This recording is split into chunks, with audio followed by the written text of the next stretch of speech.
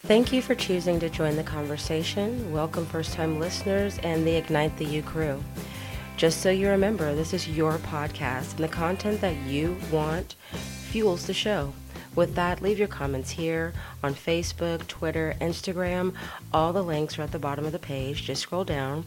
We have a great show for you today and hope ignites the conversation with you.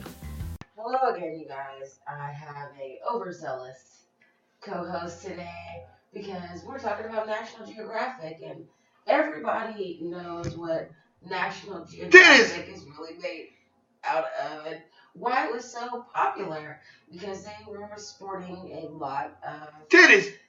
Yeah, especially African American ones. I never saw any other flavors. Did you? All I saw was chocolate titties.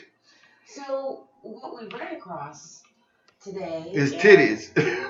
Thank you, Cynthia Griffin Downman, for the information on this post. But it was produced by NPR, and what they're saying is National Geographic is checking themselves for their own racism. Now, I think this is great on the one hand, but I also think it's a little controversial on the other, because how do you check yourself for racism? At the door. What? At the door. First of all, you gotta, even before you can check yourself, you gotta recognize there is an issue. And if you don't feel that there's no issue, there's no way this Susan Goldberg could have checked herself. She knew, she recognized, she knew that the whole picture taken, the whole describing other cultures, she knew it was done at a slant. And at least she was a woman enough to say, hey, we done messed up.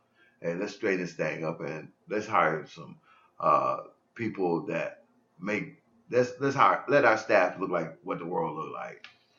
I agree. I think it really started back in the 1960-ish era, when the gentleman who came across it was like, hey, I see titties. I don't want to do that. There's so much other stuff in Africa that we could be discussing and discovering besides the women with the bare chests. But they were adamant on, you better bring those bare-chested ladies' pictures back or you're fired. I remember in high school, elementary, National Geographic was the go-to magazine when you need a pure article, or you need something from a magazine. You will go to National Geographic, and I will go to National Geographic volume 37 and look at titties all day. I mean, you know the volume for real? 37. Oh my titties. God, it is so embarrassing. I mean, it's very embarrassing. I was only in the 6th grade, but it was National Geographic. I mean, it had some interesting stories. They was all lies. Apparently now that we're finding out that they were articles that were done in a slant, they were published in order to make Africa and other countries look worse than America, when it was our go-to resource for learning about other cultures. And that, to me, is the travesty in all of this, and why I'm so glad that they're actually checking themselves, because National Geographic has a responsibility, because they're branded that way, to give out the truth and to show us what's going on all across our world. But when you do it at a slant or with an attitude, then how do we even know what was the truth in the first place? Well, we'll have to look for the truth. Where do we start at? I guess we have to start with National Geographic. Start at with the titties.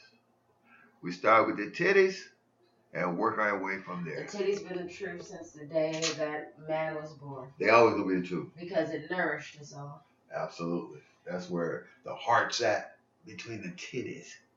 So find the titties, you find the truth. That's why he started in Africa. Well, what the real question to me though is, now, who do we trust? How do we trust?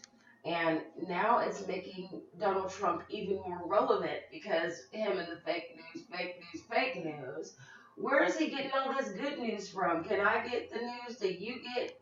That's not on Fox. Well, you gotta go to Facebook, Twitter. That's where Donald Trump gets his news from. And that news out there is fake news. You saw it. What's that Cambridge data, analytical data scam? Yeah, hey, all the news is fake. I mean, I done been reading so many articles on what's fake, man.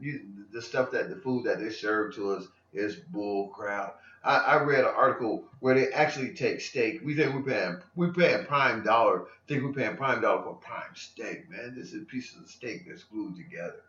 I mean, everything is fake. But I read the other day that African Americans are not supposed to eat beef anyway, just like Indians are not supposed to drink alcohol.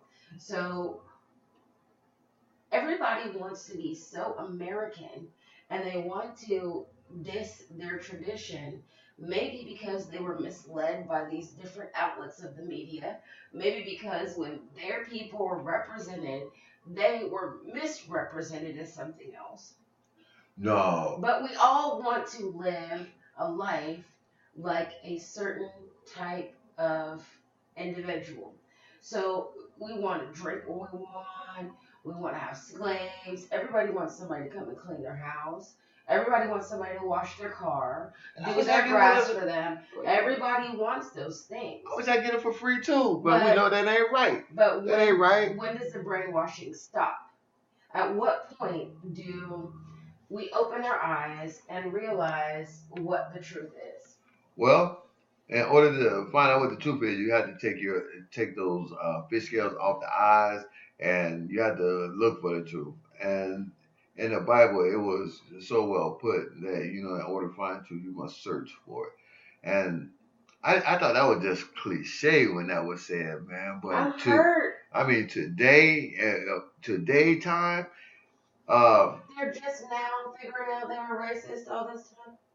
Man, after over 100 years. It's always like that, Ayana. It's like medication, right?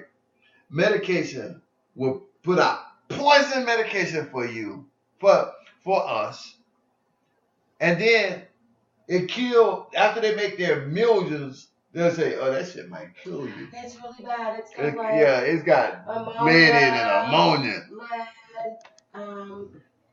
We put a little bit of paint, half a pint of crack in it, and we just mixed it all up, and it worked. And people fall for that too. And they say just like that. We put those chemicals. I seen an article the other day, and while we're on this, where is the truth, man?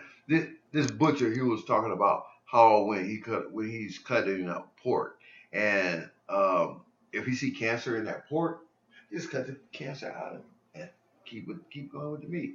And I was like, Isn't that something? And how often is that happening?